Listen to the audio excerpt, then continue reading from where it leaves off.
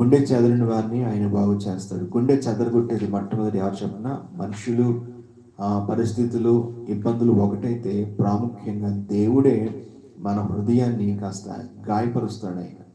ఎందుకు గాయపరుస్తాడు ఆయన?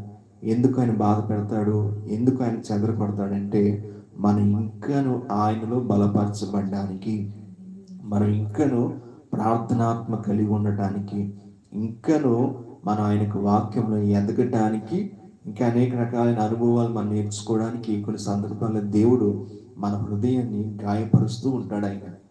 హల్లెలూయా. ఎప్పుడైతే మనం ఆయన యొక్క ఏదైనా సరే, దేవుడు గాయపరిచినా, మనుషులు గాయపరిచిన ఏదైనా సరే, మనం ఎప్పుడైతే దేవుని సన్నిధికి వచ్చి నిండు మనసుతో మనం సరైన ప్రార్థన విధానం కలిగి ప్రార్థన చేస్తామో, నా దేవుడు ఉన్నతమైన కార్యాలని దేవుడు జరిగిస్తాడు ఆయన. హల్లెలూయా. ఈరోజు ఈ వాక్యం ద్వారా గుండె చెదరిన వారిని ఆయన బాగు చేస్తాడు. ఎందుకంటే మన మంచి ప్రార్థన